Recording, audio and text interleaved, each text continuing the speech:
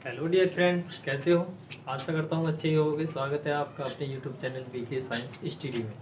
देखिए dear student, ये जो हमारा क्वेश्चन है बहुत ही ज़्यादा परीक्षाओं में आता है, सर्वाधिक बार पूछा जाता है। ठीक है, ये गॉस की प्रमेय के अनुप्रयोग के अंतर्गत आता है। ये जो क्वेश्चन हमने लिखा है, बाकी आप जो देख रहे हैं हमारा, देखिए ये क्वेश्चन है अनंत लंबाई के एक समान आवेशित सीधे तार के निकट वैद्युत क्षेत्र की तीव्रता के लिए व्यंजक प्राप्त कीजिए या व्यंजक स्थापित कीजिए। इस टाइप का क्वेश्चन आता है। ठीक है, देखिए जैसा कि हमें इसका नाम पढ़ने से पता चल रहा है कि अनंत लंबाई का, ठीक, तो ये क्वेश्चन इतना अनंत लंबाई का नहीं है, बहुत ही साधारण सिंपल क्वेश्चन है। आपको देखिए केवल एक बार समझना है, डायग्राम के माध्यम से आपको बिल्कुल श्योर अच्छा समझ में आ जाएगा। ठीक है, देखिए आइए चर्चा करते हैं क्वेश्चन की।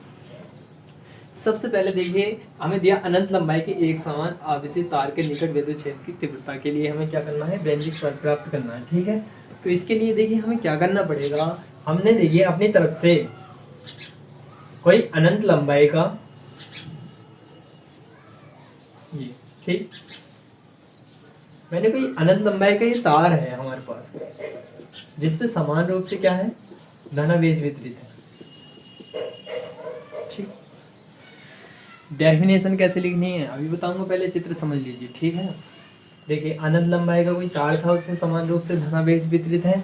यहाँ पर तार से r मीटर की दूरी पर बिंदु क्या है, P, बिंदु P पर हमें वैद्युत क्षेत्र की तीव्रता ज्ञात करनी है। ठीक, और देखिए अब जब इसमें हमें क्या करना है, वैद्युत क्षेत्र की तीव्रता ज्ञात करनी है। ये जो हमारा देखिए इसके कारण जो गॉसियन पृष्ठ होगा, इसका जो गॉसियन पृष्ठ होगा, देखिए गॉसियन पृष्ठ बना लेते हैं इसका, ये डायग्राम अच्छे से बना लेना।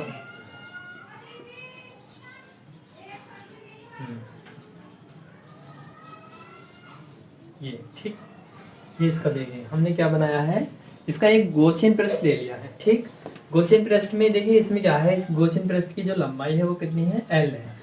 ठीक है, और इस गॉसियन पृष्ठ का जो एक छोटा सा हमने क्या लिया है, अवयव लिया है। अवयव में जो अवयव है हमारा वो क्या है, DA है, और इसका जो क्षेत्रफल हो जाएगा वो भी कितना हो जाएगा, DA हो जाएगा। ठीक है, अब देखिए इसमें जो वैद्युत क्षेत्र की तीव्रता है वो कितनी होगी, E होगी।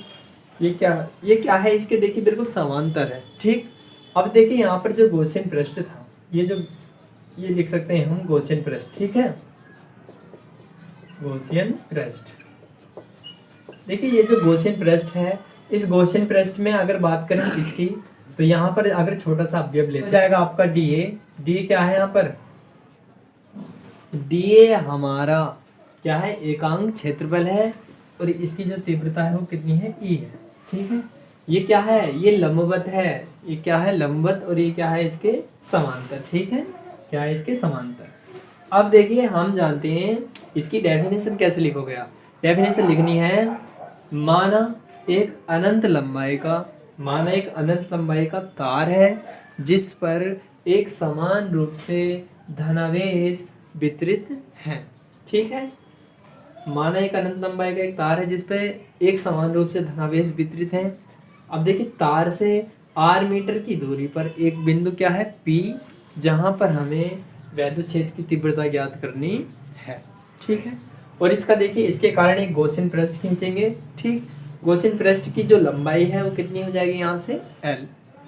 इतना आपको डेफिनेशन में लिखना है, एक्स्ट्रा मत लिखना कुछ भी। ठीक, अब देखिए हमने ये जो लिया है, इसकी ये क्षेत्रफल अवयव लिए हैं, इस पूरे गॉसियन पृष्ठ के छोटे सा यानी क्या लिया, भाग लिया है। ये क्या है, एक अवयव है जिसका जो है क्षेत्रफल कितना है, DA, और वैद्युत क्षेत्र की तीव्रता कितनी है, E है। ठीक, E सदिश का आप वेक्टर का चिन्ह लगा सकते हैं यहाँ पर। ठीक है, तो अब देखिए हम एक लाइन लिखते हैं यहाँ पर, क्षेत्रफल अवयव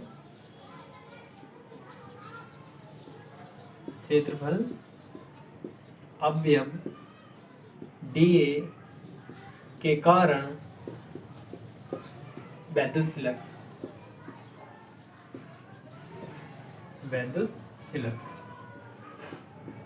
ठीक, जब क्षेत्रफल की बात चली है तो क्षेत्रफल अवयव के मतलब DA के कारण जो हमारा वैद्युत फ्लक्स वो हो जाएगा D फाई E बराबर E इंटू DA, और यहाँ पर सदिश।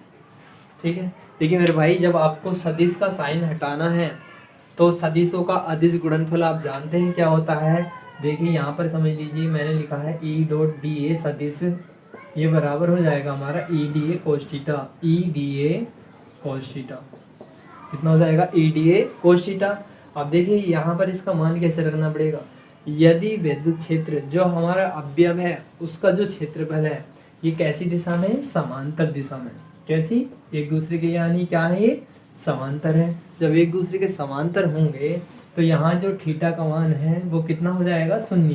कहने का मतलब है, देखिए इन दोनों के बीच जो कोण बनेगा, कोण बनेगा 0 डिग्री का। कितने डिग्री का, 0 डिग्री का, ठीक। और इन दोनों के जो लंबवत वाली स्थिति में इन दोनों के बीच जो कोण बनेगा वो बनेगा हमारा 90 डिग्री का, ठीक। तो यहाँ पर देखिए थीटा का मान जब हम 0 रखेंगे तो ये हो जाएगा हमारा, कितना हो जाएगा, E इंटू डी ए बराबर E इंटू डी ए। अब देखिए कोस जीरो का मान होता है हमारा 1, ठीक। थीटा का मान 0 रख देंगे तो कितना हो जाएगा, कोस 0, और कोस 0 का मान कितना होता है, 1। अगर यही आप 90 रखते हैं, 90 डिग्री रखते हैं, तो उसमें उस वाली स्थिति में कोस 0 का जो मान होगा वो कितना हो जाएगा, उस वाली स्थिति में कोस 0 का मान यानी पूरा क्या हो जाएगा, 0। तो ये पूरा पार्ट 0 हो जाएगा। तो कुल मिलाकर के ई डी ए जो समांतर दिशा के लिए कितना आया है, ई डी ए रखना है, ई डी इस आपको, ठीक है। बहुत अच्छा क्वेश्चन है, नॉर्मली समझ लीजिए। इसी के आगे लिख देता हूँ मैं, इसे हल करने पर देखिए डायरेक्ट यहाँ पर मान रख सकते हैं इसका E इंटू डी, सदिश को हटा दिया है, ठीक है। अब देखिए मैं क्या करूँगा, ये जो D है, D इधर जाके इंटीग्रेशन बन जाएगा, ठीक है। या आप ऐसे भी कर सकते हैं कि दोनों पक्षों का, इन दोनों का समाकलन करने पर, ठीक है। अगर आप समाकलन नहीं करना चाह रहे तो नॉर्मली देखिए आपको क्या करना है, ये D इधर से हटाना है और इधर जो है इंटीग्रेशन बना देना है। इंटीग्रेशन कैसे, देखिए ये हो जाएगा फाई बराबर इंटीग्रेशन E इंटू डी, ठीक। आपको क्या करना है, D हटाना है और इधर जाके इंटीग्रेशन लगा देना, नॉर्मल ऐसा समझिए। अन्यथा देखिए होता क्या, ये होता है जैसे हमारा कोई चीज़ अगर इंटीग्रेशन dx उसका क्या हो जाएगा x, अगर इंटीग्रेशन d फाई e है तो यहाँ क्या हो जाएगा फाई e, ये होता है, इसको सूत्र होते हैं मैथमेटिक्स में, ठीक है। अब देखिए क्या करना है, हमें क्या करना, यानी आप ऐसे भी लिख सकते हैं, दोनों पक्षों का समाकलन करने पर। जब आप समाकलन इसका कर दोगे तो देखिए ये वाली कंडीशन प्राप्त हो जाएगी, इधर भी यही चिन्ह लगाओगे, इधर भी, तो इसका जो मान आ जाएगा कितना आ जाएगा, फाई e, ऐसे समझ लीजिए, ठीक है। ये नॉर्मली छोड़िए सबको, डी इधर हटा के इधर इंटीग्रेशन का चिन्ह लगा दो बस, ठीक है। अब ई को देखिए जो अदिश राशि है, ये कांस्टेंट वैल्यू है, तो इसे इंटीग्रेशन से हम क्या लिख देंगे, इसे इंटीग्रेशन से पहले लिख सकते हैं, यानी एक लाइन इसी के आगे की है, इसे लिख देंगे ई इंटीग्रेशन डी, ठीक। यहाँ पर आप को अच्छी तरीके से समझ में आ रहा होगा। देखिए मैंने क्या करा, ई को बस इस वाले चिन्ह से पहले लिख दिया, ठीक। अब देखिए ये जो डी ए है, ये जो डी ए है, ये देखिए इसका जो हमारा जो पृष्ठ है, गॉसियन पृष्ठ है, आपको दिखाई दे रहा होगा, ये बेलनाकार है, बेलन के आकार का है। अब हम जानते हैं बेलन का वक्र पृष्ठीय क्षेत्रफल जो होता है वो होता है 2 पाई आर एच, 2 पाई आर एच, परंतु यहाँ लंबाई कितनी है उसकी, एच ना होकर के कितनी है, एल है, तो हमें क्या रखना पड़ेगा, यहाँ एल रखना पड़ेगा, ठीक है। तो हमारा बेलन का वक्र पृष्ठीय जो क्षेत्रफल होता है 2 पाई आर एच होता है, हमें 2 पाई आर एच नहीं रखना क्योंकि एच की जगह क्या यहाँ पर एल है, तो 2 पाई आर एल रखना है। यानी ये जो डी ए दर्शाएगा, ये इसके जो पृष्ठ को दर्शाएगा, वक्र बेलन के वक्र पृष्ठ को दर्शाएगा। इसकी जगह मैंने देखी यहाँ पर लिख देता हूँ, डी ए के जगह हम क्या लिख देंगे, इसका लिख देंगे मान 2 पाई आर एल, ठीक। यानी कुल मिलाकर के इसका मान रखेंगे तो ये जाएगा फाई ई बराबर ई मल्टीपल में कितना, 2 पाई आर एल, ये हो जाएगा समीकरण नंबर 1। देखिए अब आपको क्या करना है, हम जानते हैं गॉस की प्रमेय, गॉस की प्रमेय होती क्या है, ठीक है। गॉस की प्रमेय यानी किसी बंद पृष्ठ से होकर गुजरने वाला वैद्युत फ्लक्स कुल नेट आवेश Q का 1/ε0 गुना होता है, ठीक। गॉस की प्रमेय होती है, ये आप लिख देंगे गॉस, ठीक। गॉस के नियम से या नियम अनुसार, ठीक है, गॉस के आपको क्या करना है, नियम से। ठीक, गॉस के नियम से आप जानते हैं किसी बंद पीरियड से होकर गुजरने वाला वैद्युत फ्लक्स फाई ई कुल नेट आवेश क्यू का 1/ε0 गुना होता है। ये हमारी गॉस की विधि में है। ठीक, अच्छी तरीके से आप जानते ही हैं, मैंने कराया भी है। देखिए वीडियो में आपको क्या करना है, निरंतर प्लेलिस्ट देखते रहिए, आपको बिल्कुल भी एक्स्ट्रा पढ़ने की जरूरत नहीं है। देखिए सिंपल साधारण कंटेंट करा रहा हूँ मैं, जितना भी बेस्ट हो सकता है उतना बता रहा हूँ आपको। ठीक है, आप अच्छे से मेहनत करे जाओ बस। ठीक है, परिणाम में रिजल्ट और ही कुछ रहेगा। तो देखिए हमें क्या करना है, गॉस के नियम से फाई बराबर Q/ε0, परंतु हम जानते हैं ये जो हमारा, देखिए आपको इस द्वारा डेफिनेशन समझ लो, इसकी डेफिनेशन कैसे लिखनी है, यहाँ लिखना है, माना अनंत लंबाई का कोई क्या है, एक तार है जिस पर एक समान रूप से धनावेश वितरित है। ठीक, ये लिख दोगे आप। और तथा इस तार से r मीटर की दूरी पर एक बिंदु क्या है, P, जिस पर हमें विद्युत क्षेत्र की तीव्रता ज्ञात करनी है। इतना लिख देना मेरे भाई। और इसका जो रेखीय आवेश घनत्व वो कितना है, लैम्डा है। अब देखिए रेखीय आवेश घनत्व कहाँ से आ गया, लैम्डा। जो लैम्डा होता है आपका रेखीय आवेश घनत्व, ये Q/L के बराबर होता है। लैम्डा बराबर Q/L। देखिए होता कैसे है, ये होता है यदि आपके पास कोई एक सरल रेखीय तार है, ठीक है, और उस तार की क्या है, लंबाई L है, और उसमें जो है एक समान रूप से धनावेश वितरित हैं, तो वहां पर जो उत्पन्न होगा रेखीय आवेश, आपका रेखीय आवेश घनत्व उत्पन्न होगा। रेखीय आवेश घनत्व यानी लैम्डा उत्पन्न होगा। या आप कह सकते हैं तार की लंबाई और या तार में उपस्थित जो आवेश की मात्रा के अनुपात को हम क्या कहेंगे, रेखीय आवेश घनत्व कहते हैं, लैम्डा यानी Q/L। लैम्डा बराबर Q/L।